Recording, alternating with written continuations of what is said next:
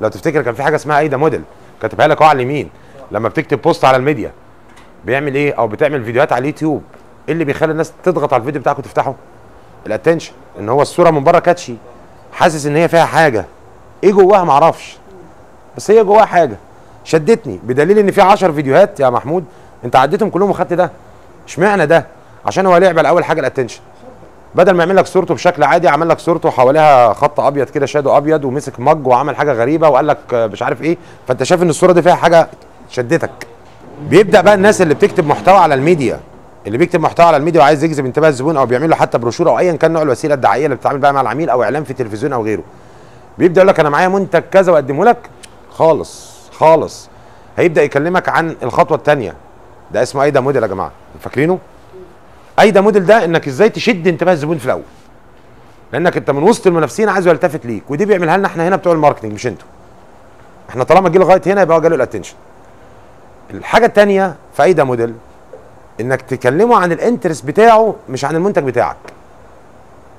فمزاجك متعكر، مش رايق طول اليوم، حاسس بضغوط، الدنيا صعبه عليك، وزنك مش عاجبك، شكلك مش مثالي، عايز تحسن نفسك، فلو انت البوست ده لمسك هتقول ايوه ده بتاعي، ده مشكلتي فعلا. يبدا بعد كده يعمل ايه؟ الديزاير، يعني يعلي الرغبه في الشراء بقى. يقول لك احنا بنقدم لك حلول متكامله في 1 2 3 4 5، مش ده اللي بيحصل؟ في الاخر خلاص منهجيه، ما هياش معموله كده. خليه يعكس كده كلامه، خليها صهلول اول كلمه يقولها ايه؟ يقول لك تعال المنتج ده واديك فكره عنه، مش هتشوفه. انا عايز صهلولي، انا عايز مشكلته، انا عايز اللي هو فيه دلوقتي، فيهتم.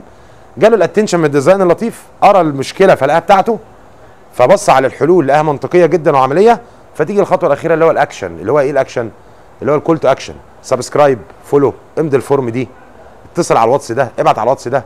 ده منهجيه في كتابه الكونتنت، ماهيش معموله كده. احنا نفس الكلام، بس احنا بنعمله بقى ايه؟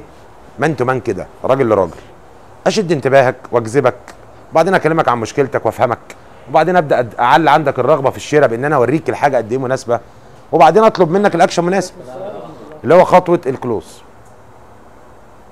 في حد عنده مشكله في التلت الاول من العمليه البيعيه؟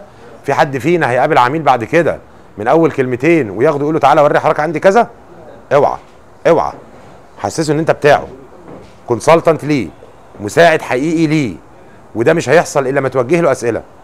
التريننج انا مشيت معاك بنفس الخطوات بالظبط بالملي. جيت قلت لك يلا ده اللي عندي، ولا اتكلمت معاك الاول واتعرفت عليك؟ عرفت اسمك وبقوله وبردده طول ما انا ماشي، ولا غريب عنك؟ انت عرفتني وانا عرفتك، صح؟ فبقى في نوع من الايه؟ من الالفه. اللي نزلوا تحت بيشربوا سجاير تحت وانا بشرب معاهم هتلاقيهم اقرب ليا من اللي ما شربش. هي الحياه كده يا جماعه، كل ما يبقى في علاقات اقوى ورابور اقوى الحياه بتبقى اسهل. فهي الدنيا كده عشان اتكلمنا مع بعض اكتر، صح؟ هي كده. انا بقى لما يجي لي عميل مش مهتم خالص ان انا ابيع اي حاجه وخلاص، انا مهتم قوي بيه هو.